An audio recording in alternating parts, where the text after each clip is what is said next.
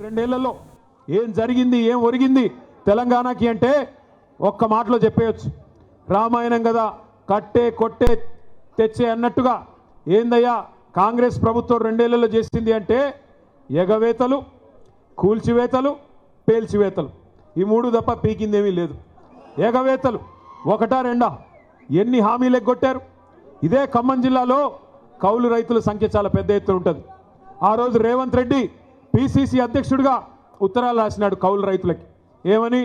కేసీఆర్ గారు భూ యజమానులకే ఇస్తున్నారు రైతు బంధు, మీరు నాకు అవకాశం ఇవ్వండి, ఖమ్మం జిల్లా నుండి నాకు 9 సీట్లు ఇవ్వండి, ఇచ్చినట్టయితే 22 లక్షల మంది కౌలు రైతులకి నేను ఇస్తాను రైతు బంధు అంటూ ఆ రోజు రేవంత్ రెడ్డి ఉత్తరం రాసినాడు.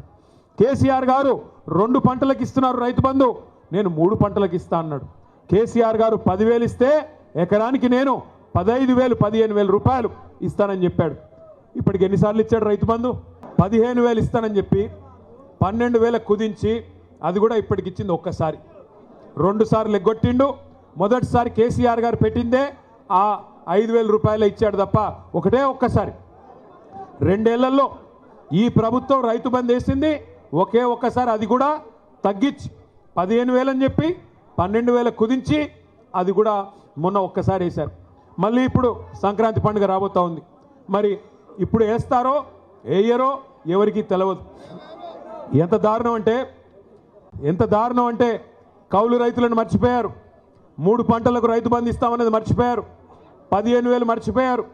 రైతు కూలీలకు పెద్ద పెద్ద కానీలు చెప్పారు. రైతు కూలీలకు కూడా నెలకు 1,000 రూపాయలు చొప్పున ఇస్తామన్నారు. 25 నెలలు అయిపోయింది. మరి వచ్చినాయా నెలకు 1,000 రూపాయలు ఎవరికన్నా రైతు కూలీలకి? ఎక్కడా ఎవరికేం లేదు. ఇందిరమ్మ ఆత్మీయ భరోసా అన్నారు, వచ్చిందా ఎవరికన్నా ఆత్మీయ భరోసా?